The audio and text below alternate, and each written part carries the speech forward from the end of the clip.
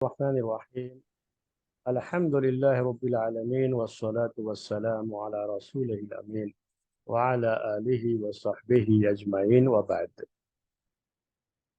سورہ ابراہیم کی تفسیر کا سلسلہ آپ کے سامنے چل رہا ہے، اور سورہ ابراہیم میں آیت نمبر 4 اس کے بارے میں بات آپ کے سامنے آ چکی ہے پچھلے درس میں، جس میں یہ بیان تھا کہ اللہ تعالیٰ نے جو بھی رسول بھیجے ہیں وہ اسی قوم میں بھیجے ہیں جو اس رسول کی قوم ہوتی تھی، جو اس کی زبان ہوتی تھی وہی رسول کی بھی زبان ہوتی تھی۔ اور کیوں اللہ تعالیٰ نے یہ سلسلہ اسی طرح سے رکھا تھا؟ تاکہ آسانی ہو اس پیغام کو پہنچانے میں۔ جو پیغام اللہ تعالیٰ کی طرف سے نازل ہوتا ہے اس پیغام کو اللہ کے بندوں تک رسول کو پہنچانے میں آسانی ہوگی، اور اسی مقصد سے رسولوں کو ان کی قوم میں ہی بھیجا جاتا تھا۔ ان کی زبان وہی ہوتی تھی رسولوں کی جو ان کی قوم کی زبان ہوتی۔ اب اس کے بعد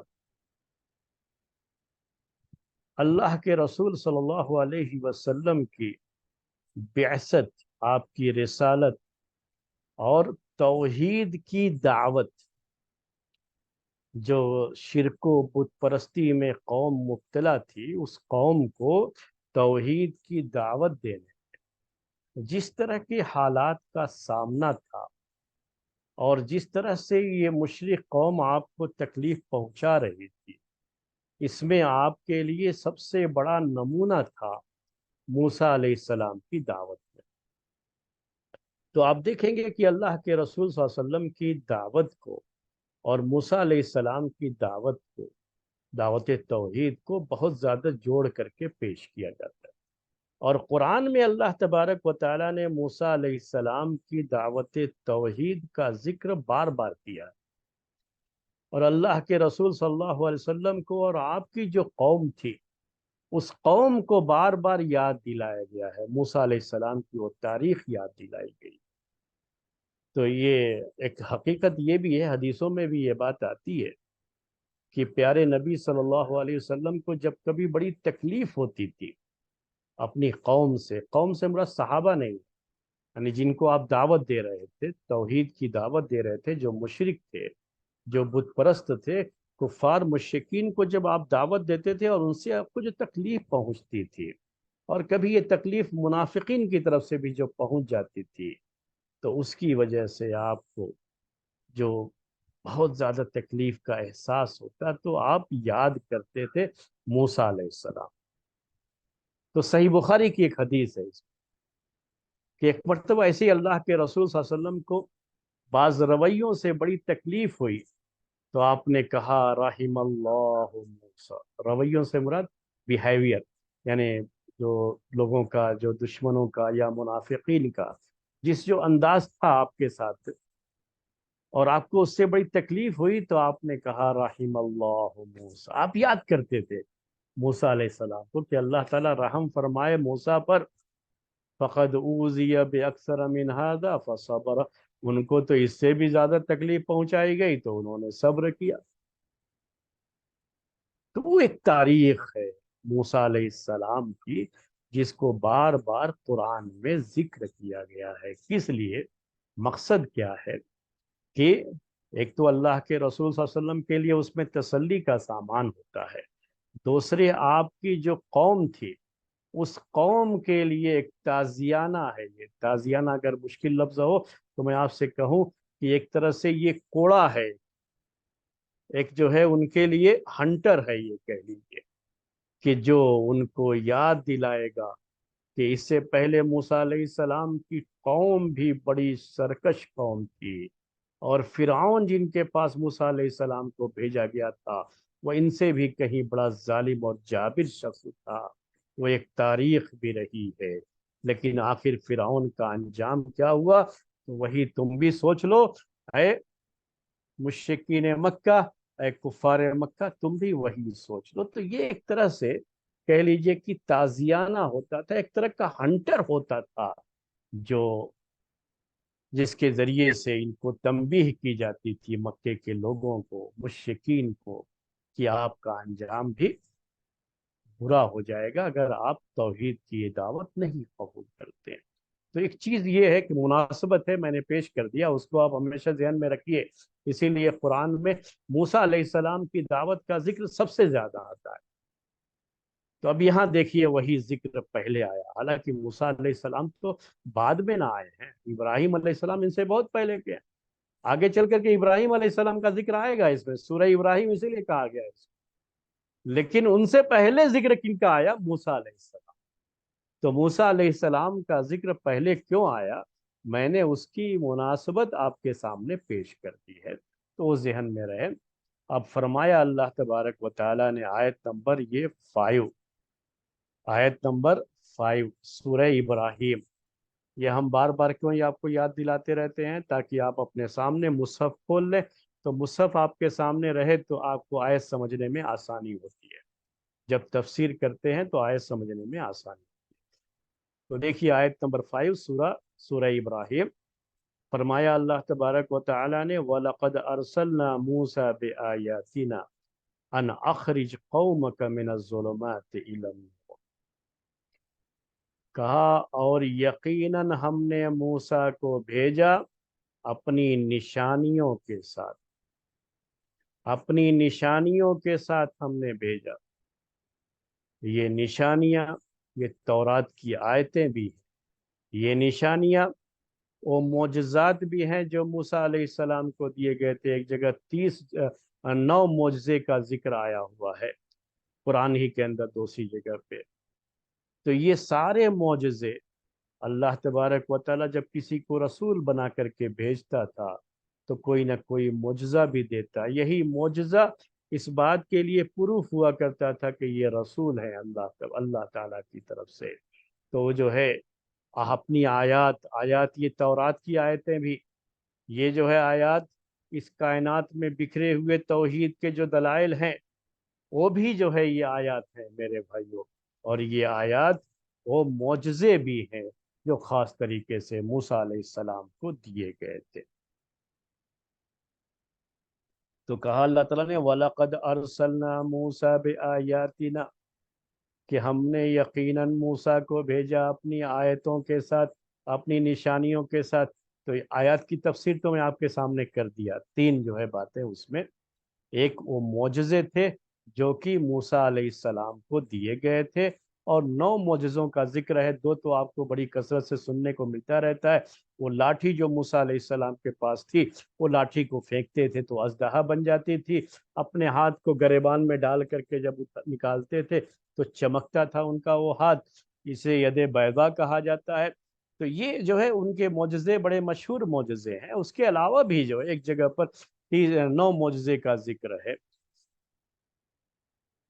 تو یہ چیز ہے، اور اس کے علاوہ بھی چھوٹے چھوٹے معجزے تو ظاہر ہی ہوتے رہتے نا، ہر نبی کے ساتھ وہ چیزیں رہتی ہیں۔ من و سلوہ جو نازل ہوا کرتا تھا اللہ تعالیٰ کی طرف سے، جو ہے ان کے لیے بادل آ کر کے جو سایہ کر دیا کرتا تھا، جو یہ موسیٰ علیہ السلام جیسے اللہ تبارک و تعالیٰ سے دعا کرتے، اس سے جو ہے ذکر کرتے اور قوم کا جو مطالبہ ہوتا اسے پیش کرتے، تو اس کے لحاظ سے بہت سے یہ معجزے بھی ظاہر ہوتے رہتے تھے۔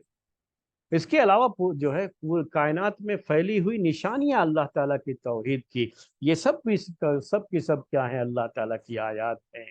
اور تورات جو نازل کی گئی موسیٰ علیہ السلام پر، کتاب جو نازل کی گئی تورات، تو یہ تورات بھی اپنے آپ میں میرے بھائیوں، یہ اس کی آیات بھی اللہ تعالیٰ کی توحید کی جو ہے دعوت ہے، اور وہ نشانیاں وہ بھی ایک طرح سے آیات ہیں، نشانیاں ہیں۔ اب یہاں تھوڑا میں پہلے بھی آپ کو یہ بات ذکر کرتا رہا ہوں، آج بھی کہتا ہوں آپ سے یہ، کہ ہم کچھ عربی کی جو بلاغت کی چیزیں ہوتی ہیں وہ بھی پیش کرتے ہیں۔ تو ہمارے جو اس درس میں لوگ ہوتے ہیں نا، تو بعض عربی جاننے والے لوگ ہوتے ہیں، تو ان کے لیے یہ چیز بھی میں بیان کر دیا کرتا ہوں۔ تو اگر کسی کو چیز سمجھ میں نہ آئے، کہ ان کو عربی زبان میں اتنی زیادہ ابھی مہارت نہیں ہے، تو ان کو اتنی سمجھ میں نہیں آتی ہے بات، تو کوئی بات نہیں ہے، تو کچھ چیزیں ہوتی ہیں جو ہم ان کے لیول کی بھی ذکر کرتے ہیں۔ تو عربک لینگویج کے لحاظ سے یہ پہلا ٹکڑا جو ہے اس آیت کا، وَلَقَدْ أَرْسَلْنَا مُوسَى بِآيَاتِنَا، اس میں عربی جو ہے بلاغت کے لحاظ سے، عربک لینگویج کے لحاظ سے، یہ لام جو ہے لام تاکید کے لیے ہوتا ہے، لقد میں لام جو ہے یہ تاکید کے لیے، اس کو جواب قسم پر استعمال کیا جاتا ہے، یہ جواب قسم میں ہے، تو گویا کہ اس کے پہلے قسم بھی محذوف ہے، واللہ لقد ارسل، تو پہلی تاکید اس میں لام کے ذریعے سے ہے جو جواب قسم ہے کہا جاتا ہے، اور دوسری تاکید ہے اس کے اندر، ایک اور تاکید ہے عربی زبان کے لحاظ سے، تو قد جو ہے، قد یہ ارسلنا فعل ماضی ہے اور فعل ماضی پر قد داخل کیا گیا ہے، تو یہ عربی زبان کا ایک قاعدہ ہے بلاغت کا کہ قد جب فعل ماضی کے ساتھ استعمال کیا جاتا ہے تو وہ تحقیق کا معنی دیتا ہے، یعنی اور زیادہ وہ چیز کنفرم ہوتی ہے، اس میں شک و شبہ کی کوئی گنجائش نہیں ہوتی، کسی طرح کا کوئی ڈاؤٹ اس کے اندر نہیں ہوتا۔ اسی لیے میں نے ترجمہ کرتے ہوئے یہ کہا تھا کہ اور یقیناً ہم نے بھیجا، یہ یقیناً کا لفظ لقد سے ہی آیا ہے، ترجمہ کرتے ہوئے اس کا ہم خیال کرتے ہیں، جو عربی بلاغت اور عربی گرامر کی جو چیزیں ہوتی ہیں اس کا خیال کرتے ہیں۔ اب یہاں سوال آتا ہے، یہ بھی عربی بلاغت ہی سے تعلق سے بات ہے، تو تھوڑا اگر کسی کو نہ سمجھ میں آئے تو زیادہ پریشان نہ ہو، کیونکہ ہم زیادہ تو نہیں بیان کرتے، تھوڑا بہت یہ بھی بیان کر دیا کرتے ہیں، تو آگے جو ہے سب کے لیے چیزیں بھی ہوتی ہیں اس میں، اور کچھ چیزیں بعض جو عربی زبان جانتے ہیں ان کے لیے۔ تو یہاں عربک بلاغت کے لحاظ سے ایک چیز اور بھی ہے کہ عربک سینٹنس جو بنائے جاتے ہیں، عربک لینگویج کے جو سینٹنس ہوتی ہے، ہر زبان میں وہ چیز ہوتی ہے، لیکن میں عربی بلاغت کی بات کر رہا ہوں اس لیے عربک لینگویج کی بات کر رہا ہوں، تو اس میں جب سامنے والے سے کوئی بات کہی جاتی ہے اور سامنے والا بالکل جو ہے خالی الذہن ہوتا ہے، خالی الذہن کا مطلب اس کو اس کے بارے میں کچھ بھی پتا نہیں، کچھ نہیں جانتا ہو، تو ایسی سمپل کی قسم کا سینٹنس اس کے سامنے پیش کیا جاتا ہے، سمپل، جیسے اب یہاں سمپل سینٹنس کیسا رہے گا، وَأَرْسَلْنَا مُوسَى، یعنی لقد کو نکال جس میں تاکید ہے نا، آپ کیا کہیے، وَأَرْسَلْنَا مُوسَى بِآيَاتِنَا، تو جب سمپل جو ہے بالکل سینٹنس پیش کیا جاتا ہے، جہاں کچھ ڈاؤٹ ہوتا ہے وہاں تھوڑی تاکید لائی جاتی ہے، بہتر ہے کہ تاکید لائی جائے، جہاں سامنے والا انکار کر رہا ہے کسی بات کا، کہتا ہے نہیں نہیں ایسا نہیں ہے، یہ نہیں ہوا ہے، آپ ایک خبر دے رہے ہیں اس کو کہ جو ہے کل شام کو بنگلور میں کافی زمانے کے بعد تھوڑی سی ہلکی سی بارش ہوئی ہے، تو وہ کہہ رہا نہیں نہیں ہوئی ہے، وہ انکار کر رہا ہے، تب آپ کو جب سامنے والا انکار کرتا ہے نا، کوئی آپ خبر دے رہے ہیں، تو اس وقت آپ کو تاکید لانی پڑتی ہے، نہیں اللہ کی قسم میں کہہ رہا ہوں، پورے یقین کے ساتھ کہہ رہا ہوں کہ کل رات میں تھوڑی بارش ہوئی تھی، کل شام میں، تھوڑی رات نہیں بلکہ شام کہیے، شام میں تھوڑی سی بارش، ہلکی سی بارش ہوئی، تو یہی طریقہ ہوتا ہے۔ تو یہاں سوال کیا آتا ہے کہ مکے کے مشرکین جن کے سامنے یہ دعوت پیش کی جا رہی ہے اور مکے کے مشرکین کو بلایا جا رہا ہے، یاد رکھیے میں مکے کے مشرکین کی بات کیوں کر رہا ہوں، کیونکہ یہ مکی سورہ ہے، یعنی ہجرت سے پہلے نازل ہونے والی سورہ ہے، تو یہ مکے کا بیک گراؤنڈ آپ کے سامنے رہنا چاہیے، اس پوری سورہ کے اندر ہی مکے کا بیک گراؤنڈ ہوتا ہے، تو مکے کے بیک گراؤنڈ میں کیا تھا، مکے کے مشرکین کو توحید کا پیغام پیارے نبی صلی اللہ علیہ وسلم دیتے تھے، تو انہوں نے تو کبھی بھی موسیٰ علیہ السلام کی رسالت کا انکار نہیں کیا تھا، وہ تو منکر نہیں تھے رسالت کے، وہ پیارے نبی صلی اللہ علیہ وسلم، ہمارے نبی محمد عربی صلی اللہ علیہ وسلم کی رسالت کو نہیں مانتے تھے، اس کا تو انکار کرتے تھے، لیکن انہوں نے کبھی یہ نہیں کہا کہ نہیں ہم موسیٰ کو رسول نہیں مانتے، تو موسیٰ علیہ السلام کی رسالت کیا انہوں نے انکار نہیں کیا تھا، اس کے وہ منکر نہیں تھے، پھر بھی موسیٰ علیہ السلام کی رسالت کو یہاں پیش کرتے ہوئے اللہ تعالیٰ نے اتنی تاکید کیوں پیش کی، جبکہ یہ تاکید جو پیش کی جاتی ہے کب پیش کی جاتی ہے، جب سامنے والا انکار کرتا ہے، یہ عربی زبان کا اصول ہے، ضابطہ ہے، تو یہ ایک سوال یہاں پر آتا ہے، تو اسی کا جواب دینے کے لیے میں نے یہ تمہید باندھی پوری۔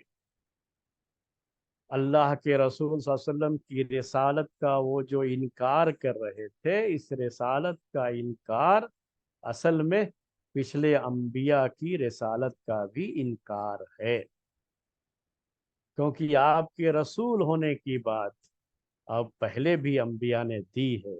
ابراہیم علیہ السلام، موسیٰ علیہ السلام، ابراہیم علیہ السلام، عیسیٰ علیہ السلام، ان لوگوں نے آپ کی نبوت کی بشارت دے رکھی۔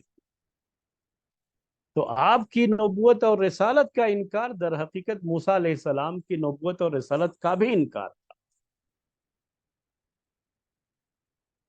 اور انہی کو ماڈل کے طور پر یہاں پیش کیا جا رہا ہے۔ اور اس لیے جو ہے کہ یہ لوگ ان کو بھی اسی طرح سے پیش، ان کی رسالت کے بارے میں بھی ان کا یہی معاملہ، تو اللہ تبارک و تعالیٰ نے ان کو کس انداز سے جو ہے یہاں پر ذکر کیا ہے، کون سا فریم ان کے ساتھ لگایا ہے۔ ان کے ساتھ جو فریم لگایا وہ فریم یہ تھا کہ یہ موسیٰ علیہ السلام کی رسالت کے بھی گویا منکر ہے، زبان سے تو نہیں کہتے تھے لیکن گویا کہ یہ کیا ہے، اس کا بھی انکار کر رہے ہیں۔ تو اللہ تعالیٰ نے پوری تاکید کے ساتھ بات کہی، اپنے رسول پر یہ آیت نازل فرمائی کہ یقیناً ہم نے موسیٰ کو اپنی آیتوں کے ساتھ، اپنی نشانیوں کے ساتھ، اپنے معجزات کے ساتھ، اپنی جو ہے تورات کے احکام کے ساتھ اور کائنات میں پھیلی ہوئی نشانیوں کے ساتھ ہم نے بھیجا ہے۔ پہلے ہم نے بھیجا ہے موسیٰ علیہ السلام کو بھی، ایسا نہیں کہ یہ نبی جو آپ کے درمیان ہے محمد صلی اللہ علیہ وسلم یہ کوئی پہلے نبی ہے، پہلے رسول ہے جن کو کسی مشرک قوم کی طرف توحید کی دعوت کے لیے بھیجا گیا، یہ کوئی پہلے آدمی نہیں ہے، پہلے بھی ایسا ہوا ہے۔ اب یہاں پر بے آیاتنا میں با جو ہے نا، یہ عربی زبان میں یہ جو حروف جر ہوتے ہیں، پری پوزیشن جسے کہتے ہیں آج کی زبان میں، تو یہ حروف جر کا اپنا کوئی معنی نہیں ہوتا ہے، اس سینٹنس کے لحاظ سے وہاں کیا معنی ہے وہاں دیکھا جاتا ہے۔ تو یہاں اس سینٹنس کے اندر با کا یہاں پر معنی مصاحبت کا ہے، کہتے ہیں کہ البا ہونا للمصاحبتی، کبھی ہم عربی کی تفسیر پڑھیں گے تو یہ لفظ آئے گا البا ہونا للمصاحبتی۔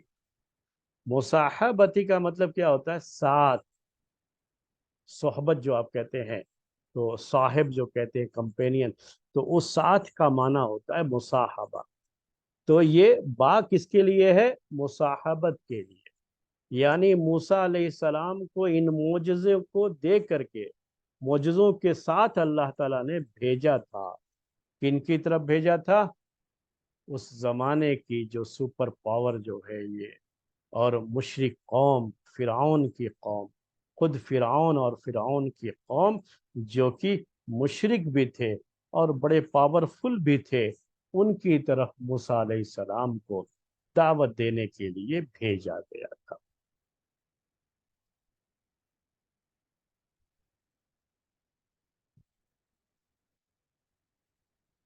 تو آپ کو یہ بات سمجھ میں آئی، با جو ہے کہا جاتا ہے یہ مصاحبت کا، یہ عربی زبان میں با جو حرف جر ہے نا، وہ 17 سے زیادہ اس کے معنی پائے جاتے ہیں عربی میں، تو کوئی ایک معنی نہیں رہتا ہے با کا، جو ہے جہاں جیسے استعمال ہوتا ہے اسی کے لحاظ سے اس کا معنی کیا جاتا ہے۔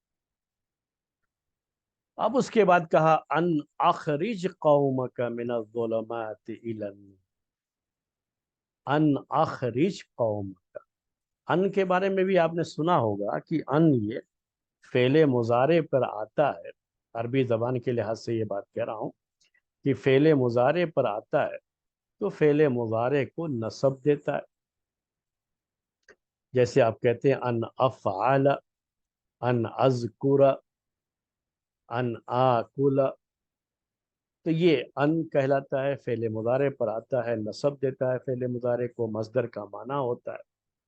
لیکن یہاں پر ان جو ہے نا فعل امر کے ساتھ ہے، اخرج، اخرج یہ عربی زبان میں فعل امر ہے، اور ان کے بعد فعل امر، تو یہ نوٹ کر لیجئے کہ یہ وہ ان نہیں ہے جس ان کو ہم ناصبہ اور مصدریہ عربی میں کہتے ہیں، یہ وہ ان نہیں ہے، بلکہ اس کو ان کو یہاں پر کہتے ہیں ان تفسیریہ، یہ ان جو ہے تفسیر کے لیے، تفسیر ہم تفسیر کے لفظ تو بہت زیادہ استعمال کرتے رہتے ہیں نا، قرآن کی تفسیر، قرآن کی تفسیر، یہ ان کو کہا جاتا ہے تفسیری۔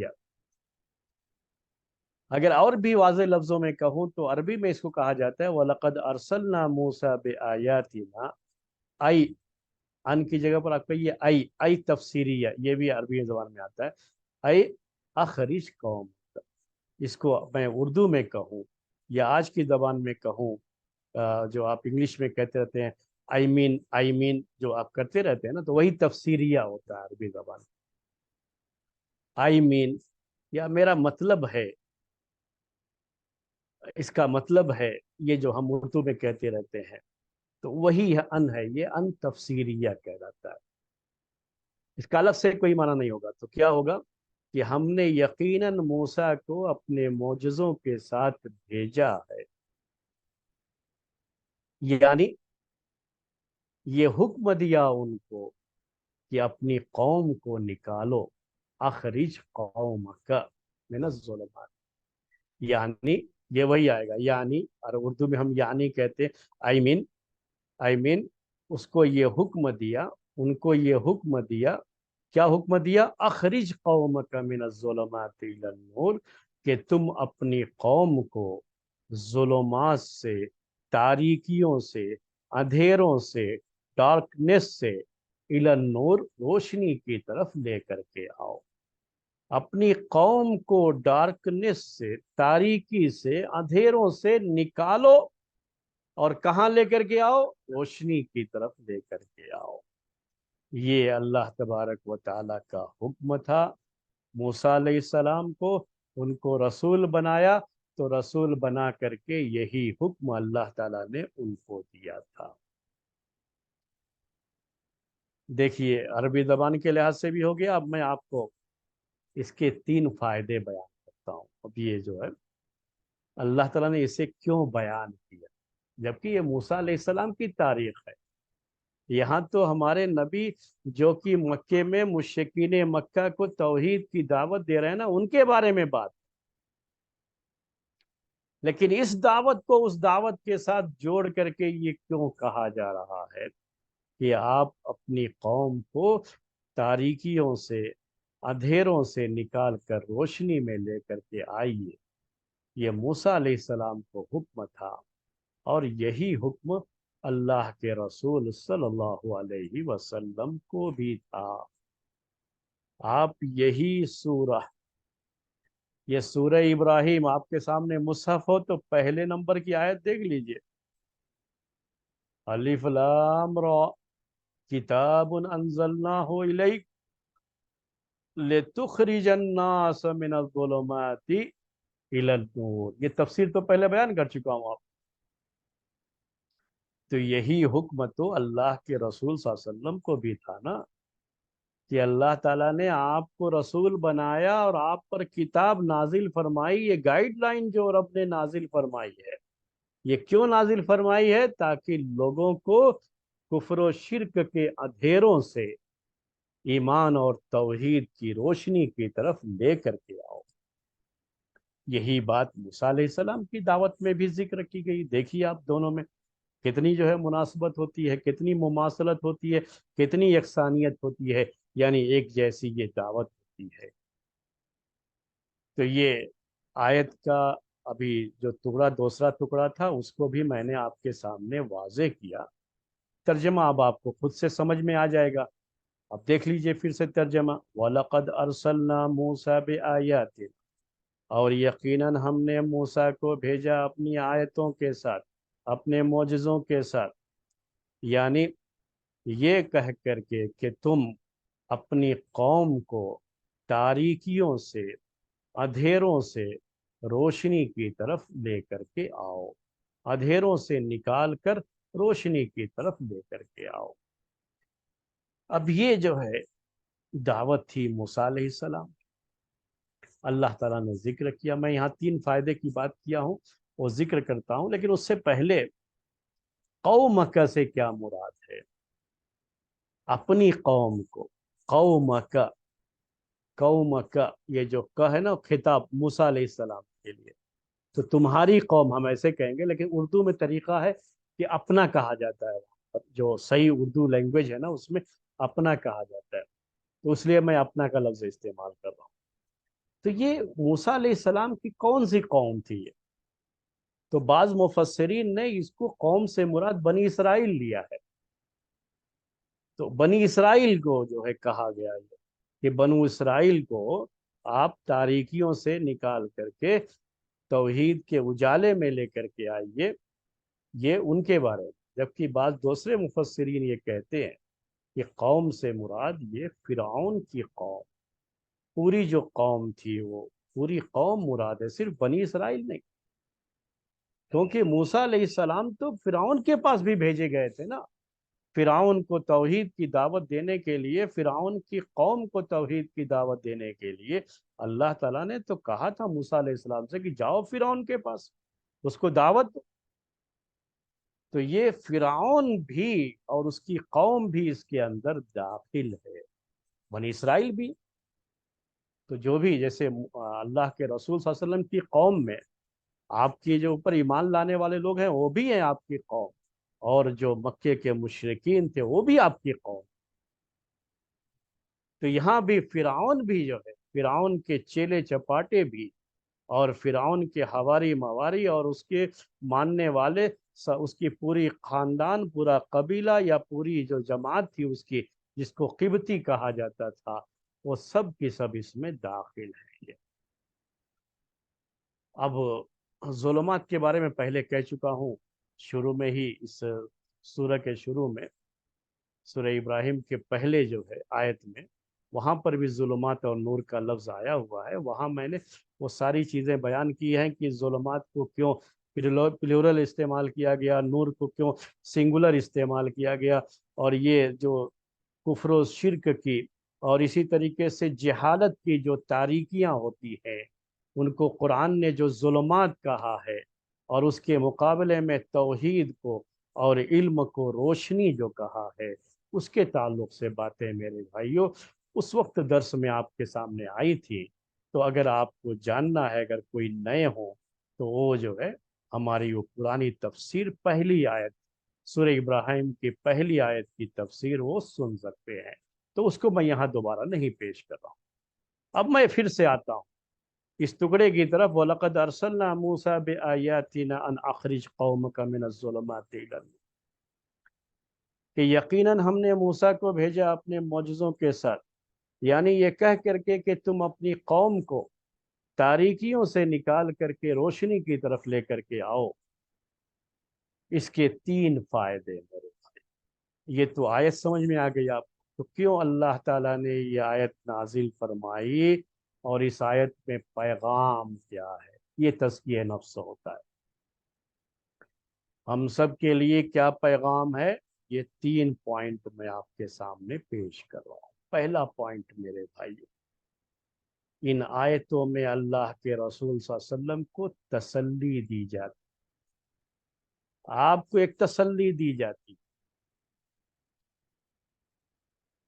और यही तसल्ली क़यामत तक जो भी दावती फील्ड में लोग होंगे और दावत का काम अंजाम देंगे, उन सब के लिए भी, कि जब वो तौहीद की दावत का झंडा लेकर के मैदान में जाते हैं और दुश्मन कौम को या कहिए मुशरिक कौम को जब तौहीद की दावत देते हैं, तो वहाँ से जो मुखालफतों का सिलसिला शुरू होता है, जो दुश्मनी का सिलसिला शुरू होता है, और जो वो कौम इनकी दुश्मन बन करके इनको सताना शुरू कर देती है, तो उन सारे दुआत के लिए क़यामत तक एक तसल्ली का सामान है। तसल्ली का सामान क्या? सबसे पहले अल्लाह के रसूल सल्लल्लाहु अलैहि वसल्लम के लिए, अल्लाह के रसूल सल्लल्लाहु अलैहि वसल्लम ने जब अपनी कौम को तौहीद की दावत दी, तो कौम ने बहुत सताया। ईमान लाने वालों की तादाद बड़ी कम होती थी, होती थी लेकिन बड़ी कम होती थी, और सताने वालों की तादाद ज्यादा होती थी। तो मूसा अलैहिस्सलाम का जिक्र करके अल्लाह तबारक व तआला ने अपने रसूल को तसल्ली दी है कि ये जो तकलीफ आज आप उठा रहे हैं, इससे पहले मूसा अलैहिस्सलाम भी उठा चुके हैं। اور یہی دعوت وہ بھی اپنی قوم کے پاس لے کر کے گئے تھے، فرعون کے پاس لے کر کے گئے تھے، اور فرعون کی طرف سے جس طرح کا مخالفت کا سامنا کرنا پڑا تھا اور جو تکلیفیں اٹھائی تھی موسیٰ علیہ السلام نے، وہ ایک تاریخ ہے جو آپ کے سامنے ہے۔ تو موسیٰ نے بھی صبر کیا تھا، اور آپ کو بھی صبر کرنا ہے۔ اور اے دائی، قیامت تک جو بھی اس میدان کے دائی ہوں گے ان سب کو بھی صبر کرنا ہو۔ ایک تسلی تھی، یہ پہلا فائدہ۔ دوسرا فائدہ، یہ ٹکڑا جو ہے اس آیت کا، یہ مکے کے مشرکین کے لیے ایک تازیانہ بھی ہے۔ تازیانہ کا لفظ میں بار بار استعمال کرتا ہوں، یعنی وہ کوڑا کہتے ہیں ہم لوگ اس کو، یا ہنٹر کہہ لیجیے آپ آج کی زبان میں سمجھنے کے لیے، ایک طرح کا ہنٹر ہے۔ یعنی مکے کے مشرکین کو جو کہ اسلامی دعوت کو اور توحید کی دعوت کو اپوز کر رہے تھے، اور انہیں اپنی طاقت کا بڑا نشہ تھا کہ ہم تو جو ہے بڑے قبیلے خاندان کے لوگ ہیں، ہمارے پاس ہر طرح کی طاقت ہے، اور یہ محمد تو نہتھے چند لوگ ان کے ساتھ ایمان لانے والے، ان کو جب بھی چاہیں تو ہم چیونٹی کو جیسے جو ہے ہاتھ سے مسل دیا جاتا ہے ویسے ہم ان کو مسل دیں گے۔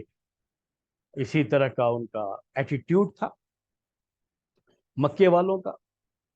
تو اللہ تبارک و تعالیٰ نے ان کے لیے یہ تعزیہ کہ تم کون ہوتے ہو۔ اس کے پہلے تو موسیٰ علیہ السلام فرعون کے پاس یہی توحید کی دعوت لے کر کے گئے تھے، جو وقت کا بڑا ظالم اور جاور بادشاہ تھا، اور جس کی طاقت تم سے کہیں زیادہ تھی، لیکن وہ فرعون بھی اس کی طاقت کچھ کام نہیں آئی جب اللہ تعالیٰ کا عذاب آیا۔ تو مکے والو، تم بھی سن لو، اگر تم اس دعوت کو اپوز کر رہے ہو تو تمہارا بھی وہی انجام ہو سکتا ہے جو اس سے پہلے موسیٰ کی قوم یعنی فرعون کا موسیٰ کی دعوت کو اپوز کرنے کے نتیجے میں جو اس کو دریا میں ڈبو دیا گیا، اس کی پوری قوم پر جو اللہ کا عذاب آیا، تو وہ عذاب تمہارے لیے بھی اچھوتا نہیں رہ جائے گا، تمہارے اوپر بھی وہ عذاب نازل۔ تو یہ ایک طرح سے ان کے لیے الارم، ان کے لیے تنبیہ بھی تھی۔ یہ دوسرا فائدہ ہے۔ تیسرا فائدہ اس طرح سے پیش کرنے کا کہ یہ ایک طرح کا پیغام ہے کہ سارے انبیاء اور سارے رسولوں کی دعوت کا محور، اس کا مرکز، سینٹر پوائنٹ آج کی زبان میں کہنا ہو تو کہہ لیجئے، وہ توحید کی یہ دعوت رہی۔ سارے انبیاء کی دعوت کا سینٹر پوائنٹ وہی توحید ہے۔ توحید کیا؟ کہ لوگوں کو شرک و بت پرستی کے اندھیروں سے نکال کر کے توحید کی روشنی، علم کی روشنی کی طرف ان کو لے کر کے آنا، یہی تمام انبیاء کی دعوت کا سینٹر پوائنٹ رہا ہے۔ تو یہ تیسرا فائدہ۔ اب یہ تو آیت ہو گئی، یعنی آیت کا یہ ٹکڑا تو ہو گیا۔ اب آگے دیکھیے، اللہ تعالیٰ نے موسیٰ علیہ السلام کو بھیجا۔ اللہ تعالیٰ نے کہا کہ ہم نے موسیٰ کو بھیجا اپنی نشانیوں کے ساتھ، یعنی یہ کہہ کر کے کہ تم اپنی قوم کو تاریکیوں سے، اندھیروں سے اجالے کی طرف، روشنی کی طرف لے کر کے آؤ۔ اور دوسرا حکم کیا تھا؟ وَذَكِّرْهُمْ بِأَيَّامِ اللَّهِ وَذَكِّرْهُمْ ذَكِّرْهُمْ، یہ ذکرہم واو یہ عطف کے لیے ہے، اخرج جو ہے اسی پر یہ عطف ہے، ذکرہم، ذکرہم، یعنی اللہ تعالیٰ نے موسیٰ علیہ السلام سے ایک تو یہ بات کہی کہ آپ اپنی قوم کو تاریکیوں سے اجالے کی طرف نکال کر کے لائیے، اور دوسری بات کیا کہی کہ وَذَكِّرْهُمْ بِأَيَّامِ اللَّهِ، اور انہیں یاد دلا دیجئے اللہ کے دنوں کی۔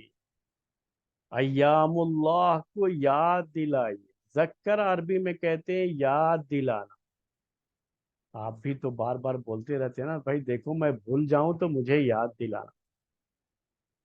देखो साहब, अगर मैं भूल गया तो मुझे जरा याद दिला दे। तो याद दिलाने को अरबी में जक्करा कहा जाता है। तो असल में निसियान, ये भूलने का, उसी से ये लफ्ज जुड़ा हुआ होता है कि जहां भूल जाने का मसला होता है वहां क्या है, किसी को याद दिलाया जाए। तो जक्करा का लफ्ज इस्तेमाल किया जाता है। मुजक्किर कहते हैं याद दिलाने वाले को। एक रसूल की जिम्मेदारी ये भी होती है कि लोगों को उनका भुला हुआ सबक याद दिलाए। वो चीज है, ध्यान में रखिएगा ये। असल में तौहीद ये इंसान की फितरत में असल तौहीद है। तो शिरक तो बीच में आ जाता है कौमों के अंदर शिरक आ जाता है।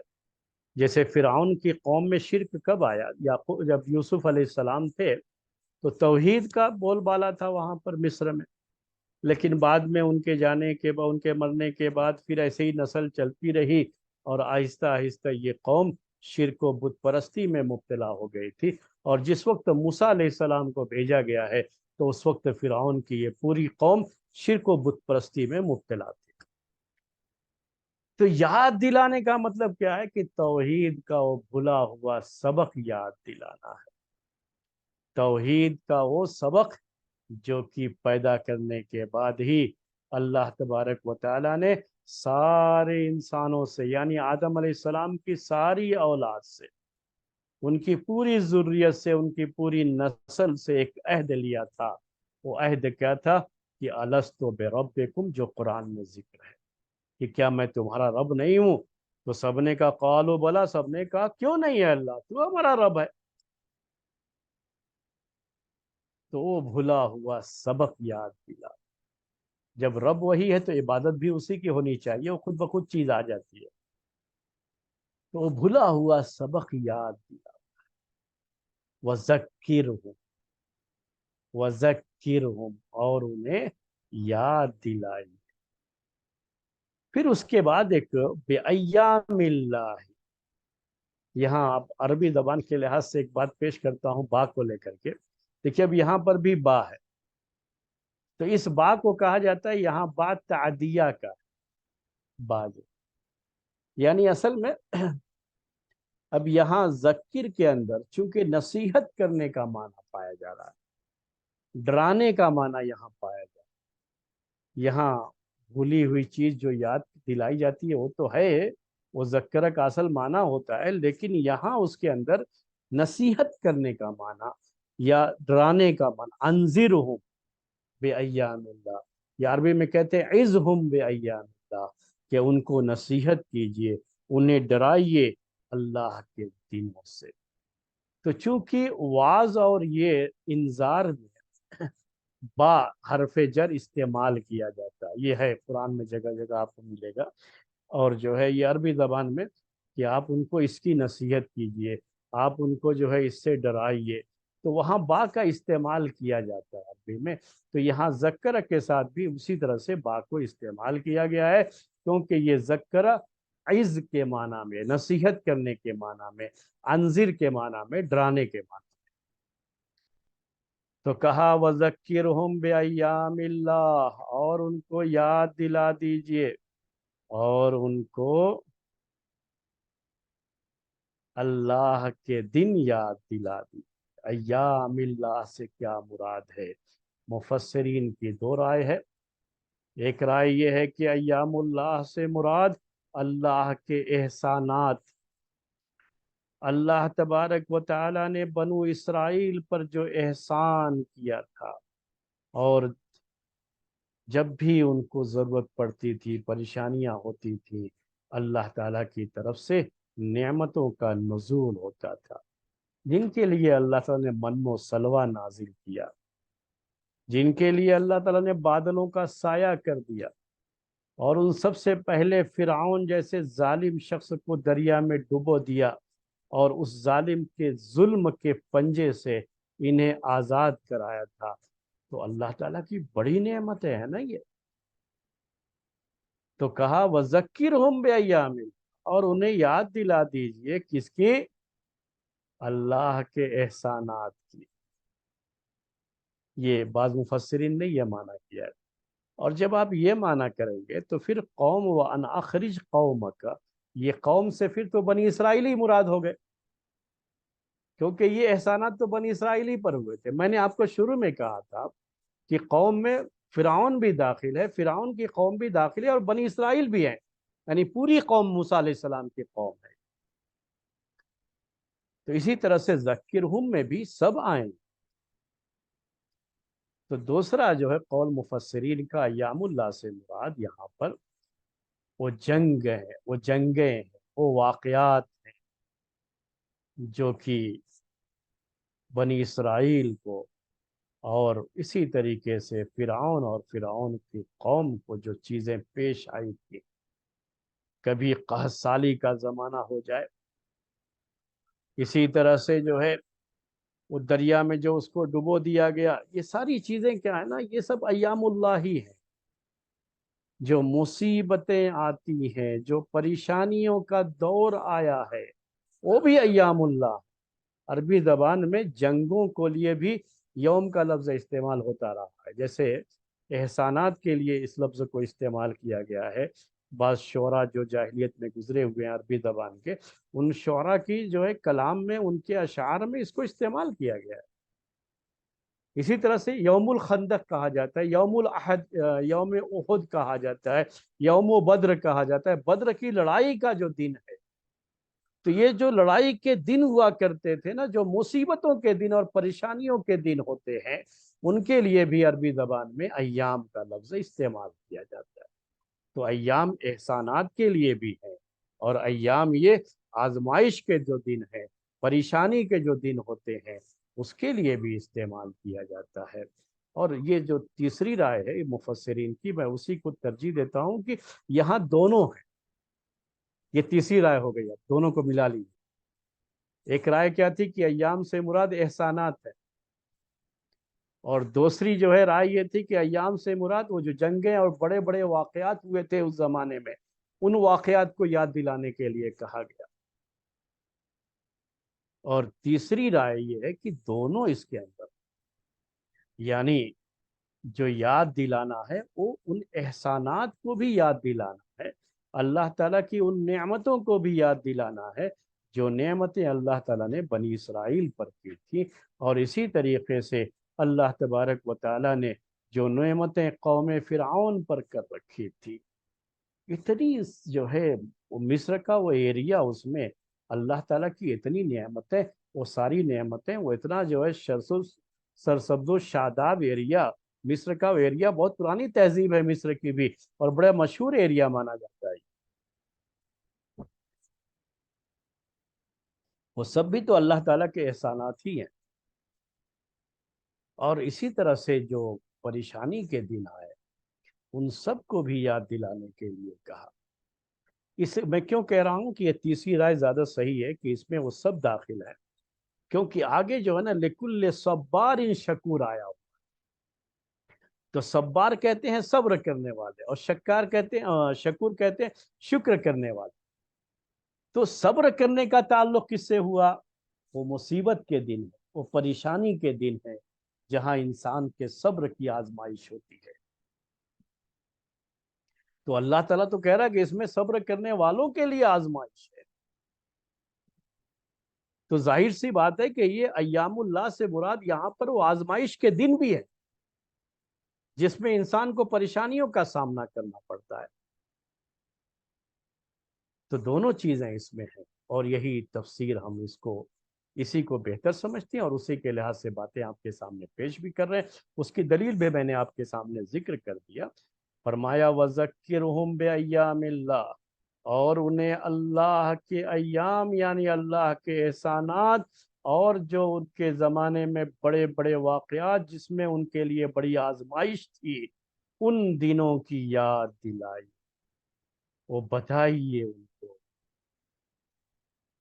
یہ ہوتا ہے میرے بھائیوں، لوگوں کو نصیحت کی جاتی ہے نا، تو یاد دلائی جاتی ہے، یہ چیزیں یاد دلائی جاتی ہے۔ آدمی مصیبت میں ہوتا ہے تو پہلے سے بڑی مصیبت بھی گزر چکی ہے وہ یاد دلائی جاتی ہے، نعمتوں میں ہوتا ہے تو بھی اللہ کی نعمتیں اور بھی یاد دلائی جاتی ہیں، اور شکر کی دعوت دی جاتی ہے کہ بھائی ان نعمتوں پر اللہ کا شکر ادا کرو، وَذَكِّرْهُمْ بِأَيَّامِ اللَّهِ۔ تو یاد رکھو اسلامی دعوت کا یہ بہت بڑا اصول ہے یہ، کہ لوگوں کو اللہ کے احسانات، اللہ کی نعمتوں کی قدر کرنے کی دعوت دی جائے، انہیں احساس دلایا جائے اس کا، انہیں جو ہے ان کا بھلا ہوا سبق یاد دلایا جائے۔ اسی طرح سے اللہ تبارک و تعالیٰ کی طرف سے جو دنیا میں عذاب آتے ہیں، بڑے بڑے واقعات اور حادثات ہوتے ہیں، اسے بھی یاد دلاؤ۔ ابھی جو ہے ایسے علاقوں میں جہاں پہلے بارشیں نہیں ہوتی تھیں، جس کی وجہ سے ان کے یہاں بارش کا پانی نکلنے کا کوئی سسٹم نہیں، کیونکہ ہوتی نہیں تھی بارش، اس لیے سسٹم بھی نہیں بنایا انہوں نے۔ اپنی جگہ پر وہ اپنی جگہ پر صحیح ہے، تو انہوں نے سسٹم کیوں نہیں بنایا کہ ایسی بارش ہوتی نہیں، وہاں پر ایسی طوفانی بارش۔ سوچو ذرا میرے بھائی، کیا یہ اللہ کے ایام نہیں ہے؟ ان کو جو ہے یاد دلایا جائے۔ اب بعد میں کسی کبھی نصیحت کی جاتی ہے کہ کرنی ہے، اور جس کو پتا ہے کہ ہاں اس طرح سے طوفانی بارش آئی تھی اور بڑی پریشانی میں لوگ مبتلا ہوئے تھے، تو ان کو یاد دلایا جائے، وَذَكِّرْهُمْ بِأَيَّامِ اللَّهِ۔ اور انہیں یاد دلائیے، یہ موسیٰ علیہ السلام سے کہا گیا ہے کہ انہیں یاد دلائیے کس چیز کی ہے؟ اللہ کے دنوں کی ہے۔ میں نے کہا اللہ کے دنوں سے کیا مراد ہے؟ اللہ کے احسانات، اللہ کی نعمتیں، جس کے بغیر انسان ایک سیکنڈ کے لیے بھی دنیا میں زندہ نہیں رہ سکتا، اور اللہ تبارک و تعالی نے جو بڑے بڑے جو حادثات ہوئے، جو آزمائش کے دن رہے، اللہ تعالیٰ کی طرف سے جو عذاب بھی لوگوں پر آتا رہا، اس کو بھی یاد دلائیے لوگوں کو۔ کیوں یاد دلائیے؟ اس کے سبب بیان کیا۔ اب آخری ٹکڑا ہے یہ اس کا، اس آیت کا، ان فی ذالک لآیات لکل صبار شکور۔ ان فی ذالک، یقیناً اس میں، یہاں بھی بڑی تاکید ہے یاد۔ کبھی کبھی لوگ کہتے رہتے ہیں، ہو سکتا ہے کہ آپ سے بھی کچھ لوگ کہتے رہتے ہو، کچھ لوگوں کو خواہ جلن رہتی ہے، حسد جو ہے، تو کہتے ہیں کیا آپ لوگ تاریخ پڑھتے، تاریخ پڑھ کے کیا فائدہ؟ کبھی قرآن کا درس ہوتا ہے تو بعض لوگوں کو اس میں بھی یہ رہتا ہے کہ اس کو کیا فائدہ ہے؟ ارے بھائی کوئی توحید کی کتاب لے کر کے اس کا درس دو۔ کیا توحید کی جب کی کتابیں نہیں تھی تو صحابہ کو کس چیز کا درس دیا گیا تھا؟ اسی قرآن کا دیا گیا تھا۔ یہ سب بعد کی کتابیں ہیں میرے بھائیوں، وہ کتابیں جو ہے نا اسی سے نکلی ہوئی، انہی آیتوں کو لے کر کے لوگوں نے جو ہے وہ کتابیں لکھی ہے، لوگوں نے لکھی ہے۔ تو اللہ تعالیٰ کا اصل پیغام چھوڑ کر کے آپ دوسروں کی طرف جائیں؟ ارے یہ تو اصل پیغام ہے اللہ تعالیٰ کا، اسی پیغام کو سمجھ لے گئے تو کامیابی ہی کامیابی ہے۔ تو اس کو ہم اہمیت دیتے ہیں، یہ ذہن میں رکھیے کہ کیا کہا اللہ تعالیٰ نے کہ یقیناً اس میں نشانیاں ہیں، اور بڑی تاکید کے ساتھ کہا نشانیاں۔ ان فی ذالک لآیات،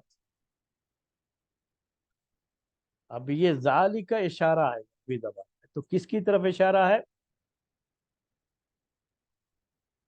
یہ جو اللہ تعالیٰ نے کہا وَذَكِّرْهُمْ بِأَيَّامِ، اللہ کے احسانات اور اللہ کے جو دنیا میں جو پیش آنے والے واقعات ہیں، اللہ کی جو آزمائش ہوتی ہے، اس کو یاد دلائیے لوگوں کو۔ اس یاد دلانے میں نشانیاں ہیں، کن کے لیے؟ لکل صبار شکور، ہر صبر کرنے والے اور شکر کرنے والے کے لیے۔ صبار اور شکر کی طرف ہم بعد میں آئیں گے، لیکن اس کے پہلے یہ نوٹ کیجئے، ان فی ذالک، ذالک میں نے کہا آپ سے، ذکرہم جو اس سے پہلے آیا ہے، یہ معنی اس کی طرف بھی اشارہ ہے، اخرج قوم کا، اس میں بھی اشارہ ہے۔ اللہ تبارک و تعالیٰ نے یہ بات ذکر کی ہے کہ جب کبھی بھی لوگوں کے سامنے یہ باتیں پیش کی جاتی رہی ہیں، تاریخ کی بات پیش، وہ تاریخ کی بات آئی تھی تو میں وہ بتانا چاہ رہا تھا کچھ تاریخ ہم کیوں پڑھتے ہیں۔ یہ جو واقعات گزرے ہیں ان واقعات میں نشانیاں ہیں، کن کے لیے؟ صبر کرنے والوں کے لیے، شکر کر۔ وہاں اللہ کے احسانات بھی آپ کو نظر آئیں گے۔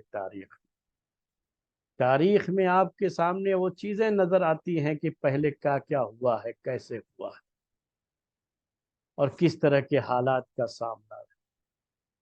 اس میں بھی نشانیاں ہیں۔ آدمی یہ سوچے، اس کے بعد سوچنے پہ مجبور ہو جاتا ہے کہ یہ دین ہم پر ایسے ہی نہیں پہنچ گیا، ہمارے پاس بڑی آسانی سے نہیں پہنچ گیا۔ یہ تاریخ جو اسلامی تاریخ پڑھو تو پتہ چلے گا کہ کتنی پریشانی اور کن کن جو ہے ادوار سے گزر کر کے یہ چیز ہمارے پاس پہنچی ہے، کس طرح کے واقعات پیش آئے، کس طرح کے حالات رہے، وہ ساری چیزیں تو اگر کوئی اسلام کی قدر جانتا ہے اس کو پڑھنے کے بعد کہ واقعی معنی میں ہم کو تو جو اسلام ہم فالو کر رہے ہیں ہم کو تو بڑی آسانی سے مل گیا ہے، پہلے لوگوں نے کتنی قربانیاں دی ہیں اس کے لیے، اس کا اندازہ ہوتا ہے۔ تو کہا ان فی ذلک لآیات لکل صبار شکور، یقیناً اس میں نشانیاں ہیں، لآیات، یہاں عربی کے لحاظ سے ایک بات کہہ دوں، لآیات، یہ تن جو ہے تنوین، جو ہم اس کو عربی میں تنوین کہتے ہیں نا، تنوین یہ تعظیم کے لیے ہے، تفخیم کے لیے۔ عربی میں اس کو کہا تھا کہ التنوین للتعظیم یا للتفخیم کہتے ہیں، یعنی لآیاتن کا معنی کریں گے کہ بڑی نشانیاں ہیں، عظیم نشانیاں ہیں، یقیناً اس یاد دلانے میں اور قوم کو اندھیروں سے اجالے کی طرف نکال کر کے لانے میں، یہ جو پوری تاریخ ہے اس میں بڑی نشانیاں ہیں، بڑی اہم نشانیاں ہیں، بڑی عظیم نشانیاں ہیں، ان کے لیے لکل صبار شکور، لکل صبار شکور۔ صبار یہ عربی زبان کے لحاظ سے مبالغے کا صیغہ ہے، صبر کرنا، اس کے لیے عربی زبان میں اس میں فاعل آتا ہے صابر، تو صابر کا معنی ہوتا ہے صبر کرنے والا، اور صبار یہ مبالغے کا صیغہ ہے۔ مبالغے کا مطلب یہ ہوا کہ بہت صبر کرنے والا، بہت صبر کرنے والا، لکل صبار۔ شکور ایسے ہی ہے، شکر عربی زبان کا لفظ ہے، اس سے شاکر آتا ہے، شاکر کا معنی ہوتا ہے شکر کرنے والا، وہ اس میں فاعل ہے، لیکن جب شکور کہا جاتا ہے فاعول کے وزن پر تو یہ مبالغے کا صیغہ ہو جاتا ہے، اس کا معنی ہوتا ہے کہ بہت شکر کرنے والا، کثیر الشکری، اور صبار عربی میں کہتے ہیں کثیر الصبر، تو بہت صبر کرنے والا اور بہت شکر کرنے والا۔ انسان کی دو ہی حالت ہوتی ہے میرے بھائی، یا تو انسان یہ صابر ہوتا ہے یا شاکر ہوتا ہے۔ جو اللہ تعالیٰ کی آیات کو کہا گیا ان کو وہ نشانیاں اللہ تعالیٰ کی یاد دلاؤ، اللہ تعالیٰ کے احسانات یاد دلاؤ، جو بڑے بڑے حادثات دنیا میں ہوئے وہ یاد دلاؤ، تو یہ یاد دلانے میں دو چیزیں آئیں گی جب ہم بیان کریں گے۔ کوئی حادثہ آزمائش رہی ہے تو صبر کرنے والوں کے لیے اس میں بڑی نصیحت ہوتی ہے، ان کو بڑا سکون ملتا ہے، اور اللہ تعالیٰ کے احسانات گنواتے ہیں، وہ بھی یاد دلانے کے لیے کہا، تو شکر کا مزاج رکھنے والوں کے لیے اس میں بڑی نشانیاں ہوتی ہیں۔ تو دونوں کے لیے ہے، صبر کرنے والا اور شکر کرنے والا۔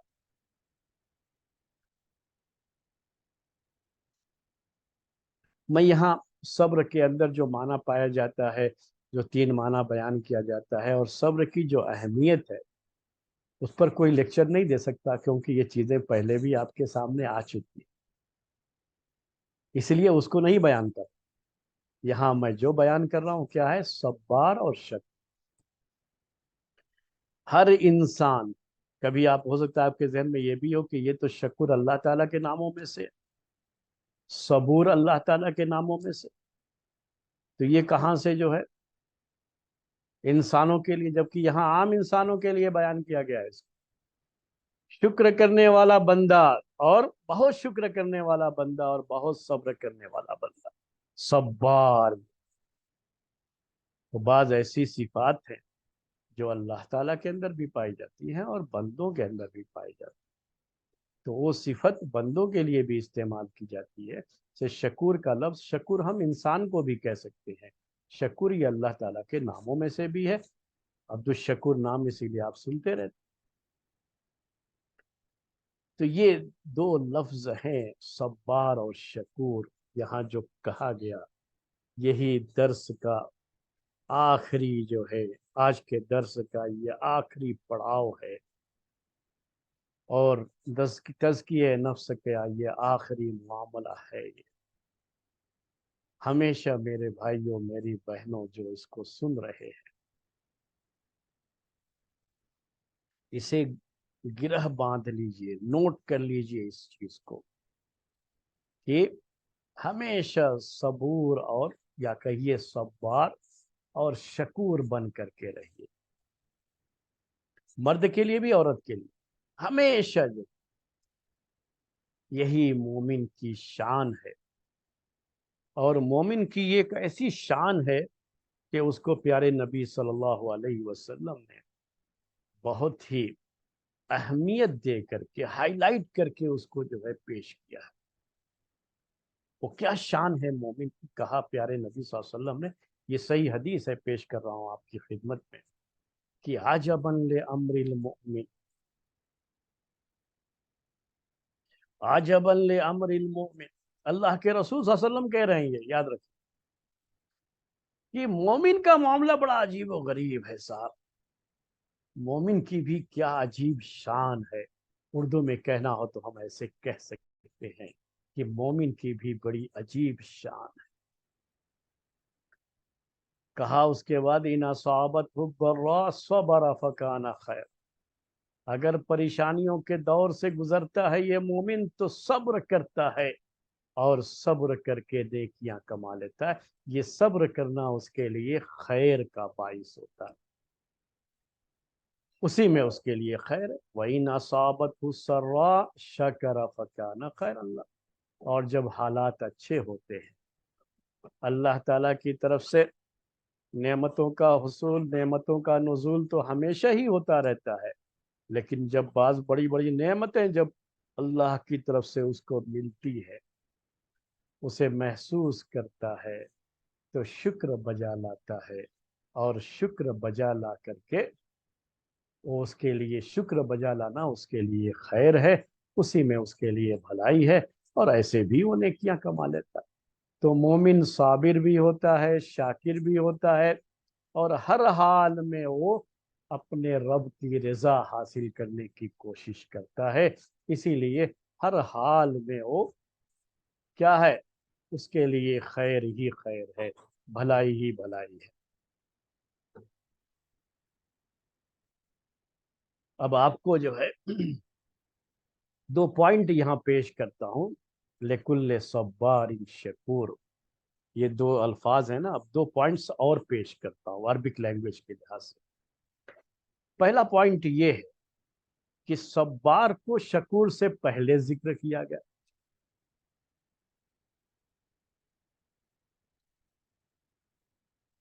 صبار کو شکور سے پہلے پیش کیا گیا۔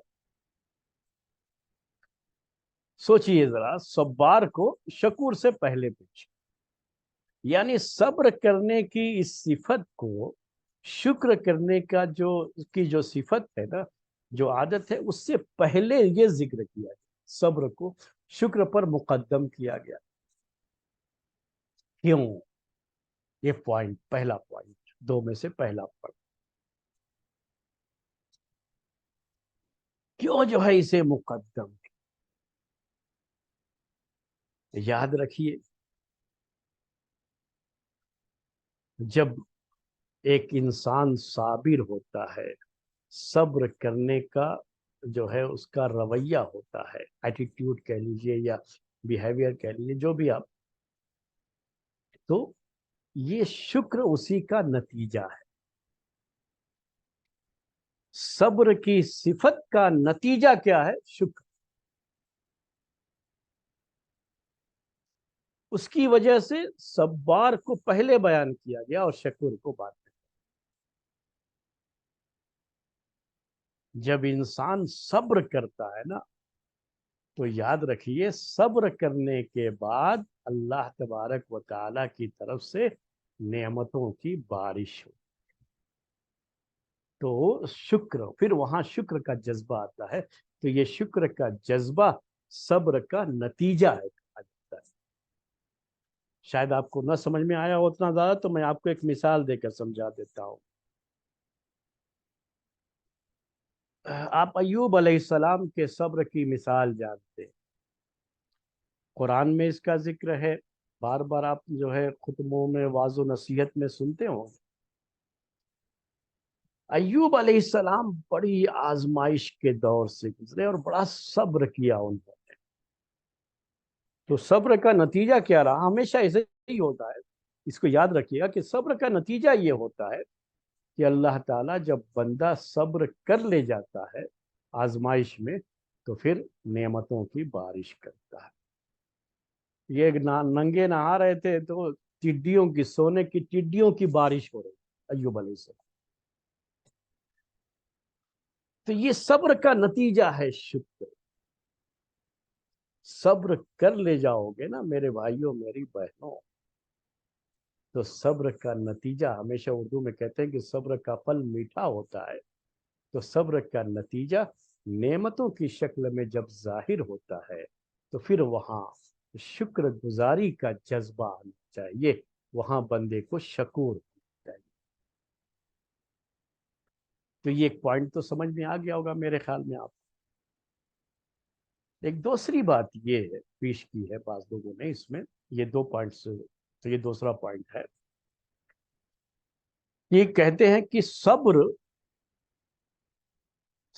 کی صفت یہ، اس میں کیا ہے؟ تخلیہ ہوتا ہے، تخلیہ، التخلیت عربی میں کہتے ہیں۔ یعنی صبر میں ہوتا یہ ہے کہ انسان سے کوئی نعمت چھن جاتی ہے اور وہ کسی مصیبت کے دور، کہتے ہیں اس کو مصیبت کے دور سے گزر رہا ہے، تو نعمت میں تھا لیکن وہ نعمت چھن جاتی، جیسے بیماری ہے، میں مثال دے رہا ہوں آپ کو، صحت مند تھا لیکن بیماری کی نے ایسا آ کر کے دبوچا ہے اسے کہ اب وہ صحت کی نعمت سے محروم ہے، تو صبر کرنا ہوتا ہے وہاں پر اس کو۔ کوئی حادثہ ہو گیا تو اس پر اس کو صبر کرنا ہوتا ہے۔ اللہ تبارک و تعالیٰ کی اطاعت پر بھی صبر کرنا ہوتا ہے، اور گناہوں سے اپنے آپ کو بچانے میں بھی صبر کرنا ہوتا ہے۔ وہ صبر جو کر رہا ہے، تو اس صبر میں اصل اسے بہت سی چیزیں چھوڑنی پڑتی ہیں، اسی کو تخلیہ کا، اس میں چھوڑنے کا مسئلہ ہے، بہت سی چیزیں چھوڑ جاتی ہیں اس کی۔ اور شکر گزاری کے اندر کیا ہوتا ہے کہ نعمتیں آتی ہیں اور اس پر شکر ادا کرتا ہے، تو یہ اس کو کہتے ہیں تحلیہ۔ تحلیہ کا مطلب کیا ہے کہ زیور پہنا دیا، اور جب نعمتوں کا زیور پہنا دیا گیا، مان لیجیے وہ بیماری سے آدمی کو شفا یابی مل گیا، اچھا ہو گیا، بیمار ہونے کے بعد جب آدمی شفا یاب ہوتا ہے نا، تو یاد رکھیے وہ جو خوشی ہوتی ہے وہ پہلے سے جو صحت رہتی ہے اس سے کہیں زیادہ خوشی ہوتی ہے جب وہ بیماری کے بعد صحت یاب ہوتا ہے۔ ایسے ہی اور بھی نعمتیں ہیں اور بھی مصیبتیں ہیں، میں ہر ایک، صرف آپ کو صحت کی بات، چونکہ یہ ہر ایک کے ساتھ جڑی ہوئی چیز، تو جو خوشی ہوتی ہے اور اس پر جو شکر ادا کرتا ہے، تو یہ جو خوشی ہے، نعمت کی خوشی، مصیبت کے بعد کی نعمت کی خوشی، یہ خوشی میرے بھائیوں دوبالا ہوتی ہے۔ تو یہ ہمیشہ جو ہے صبر کے بعد ہی آتی ہے یہ خوشی۔ تو اللہ تعالیٰ نے شکر کو صبر کے بعد ذکر کیا، کیونکہ صبر میں تخلیہ ہے، یعنی ایک چیز آپ کی چھن جاتی ہے، اور شکر میں کیا ہے کہ وہ چیز آپ کو مل جاتی ہے۔ تو کہا جاتا ہے، اس کو سمجھنے کے لیے مثال دے دوں آپ کو، کہ آپ کو اچھے سے اچھا کپڑا پہننے کے لیے آپ کیا کرتے ہیں؟ پہلے جاتے ہیں باتھ روم میں، اچھی طرح سے رگڑ رگڑ کر کے نہاتے ہیں آپ، کہ آپ کے جسم میں کہیں کوئی گندگی، کوئی میل کچیل نہ رہ جائے۔